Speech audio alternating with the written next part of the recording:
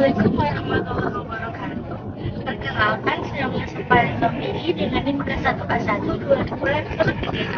Di sini saya berasal dari program studi pendidikan dokter Universitas Hamburg. Di sini saya akan menjelaskan dan memaparkan materi pangan hayati laut dengan judul Trausnia basilina atau biasa disebut dengan kerang putih. Kerang putih ini biasa hidup di pesisir atau di pinggir pantai, ya tepatnya di perairan Meksiko. Baik, di sini saya akan menjelaskan lebih rinci lagi terkait dari penjelasan kerang putih ini atau biasa disebut dengan Thracia pasalina. Nah, yang pertama saya menjelaskan bagian dari morfologinya. Kalian tahu nggak sih morfologinya bagaimana? Nah, berikut video saya. Nah, dari morfologinya ini, Thracia pasalina ini adalah kerang spesies kerang putih.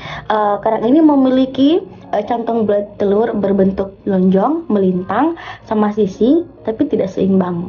Nah, ditandai dengan striae peningkatan yang tidak jelas, terus membuat di sisi depannya itu terpotong. Nah, bagian cangkang belakangnya itu sangat keras, sehingga susah dibuka. Kemudian, adapun juga untuk dia itu termaksud hewan yang merupakan hewan yang memiliki warna yang bening dan halus. Akan tetapi tepi utamanya tipis dan tanpa gigi. Nah, di bagian belakangnya itu paruhnya terdapat cengkungan kecil, dalam dan pendek, terbentuk dari segitiga. Nah, disatukan lagi dengan ke depan dengan kesan palea yang berlekuk dengan garis konsentris dengan tonjolan yang ditutupi dengan granula halus. Apakah kalian tahu klasifikasi dari hewan-hewan kerang tersebut? Nah, berikut saya akan paparkan. Nah, yang pertama dari klasifikasinya itu kingdom atau animalia, kemudian phylum mollusca, terus ada kelas bivalvia, ada subkelasnya autobrasia, terus ordernya itu ada Poladomoida, kemudian ada famili Tutresidae, kemudian ada genus Thracia, dan yang terakhir spesiesnya yaitu spesies Thracia pasalina. Kalian tahu bagaimana cara hidup hewan tersebut?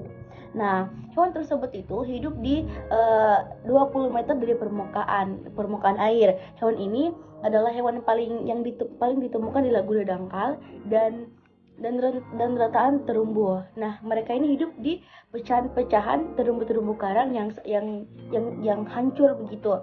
Kemudian Thracia ini adalah sejenis karang besar yang dimana banyak ditemukan di wilayah perairan utara, khususnya di lautan Atlantik, nah di perairan Meksiko. Nah, tetapi populasinya itu yang berkurang dengan cepat, dan kerang raksasa ini telah menjadi punah di banyak daerah mana yang antara spesiesnya ini kerang raksasa. Kemudian dapat ditemukan di laut lepas bagian utara. Kemudian laut ini sumbernya itu dari lautan dalam di Laguna terumbu karang tepi. Apakah kalian tahu bagaimana untuk cara penyebaran lautnya ini? Nah, yang pertama dari penyebaran laut Thracia pasalina ini terdapat di lautan yang seperti saya bilang tadi, terdapat di lautan Atlantik, kemudian di laut utara itu juga ditemukan di Mediterania dan Teluk Meksiko. Apakah kalian tahu bagaimana cara mengambil hewan tersebut? Nah, yang pertama, hewan ini diambil dengan cara menggunakan tangan. Tapi tenang, mereka yang menggunakan ambil secara tangan ini akan dilakukan dengan secara profesional. Khusus ada yang telah diberi tanda, yaitu lokasi Stuck and Sand.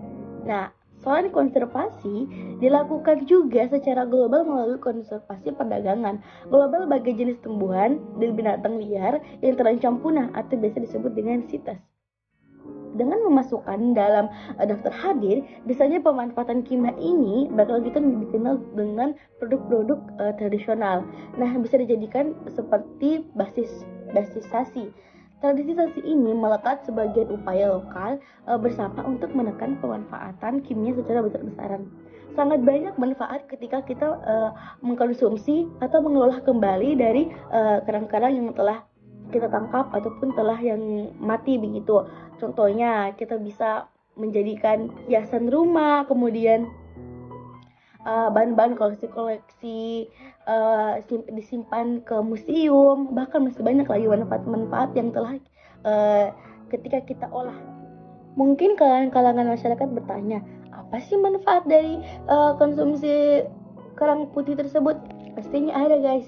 Yang pertama, menjaga kesehatan, membantu meningkatkan kualitas otak, kemudian menjaga kesehatan kulit, menjaga kesehatan tulang, mengatasi anemia, menurunkan berat badan, serta menjaga kesehatan mata. Nah, ada juga yang lebih penting, menjaga imunitas tubuh. Nah, banyak sekali manfaat ketika kita mengkonsumsi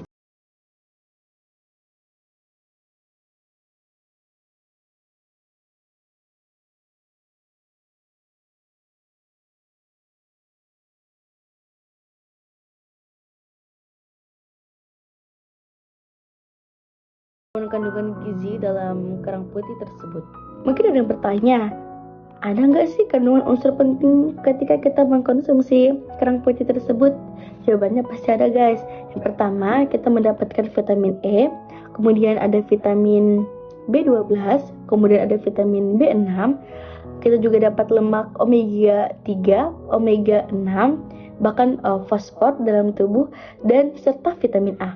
Banyak sekali manfaat-manfaat yang telah kita konsumsi dari kerang putih tersebut.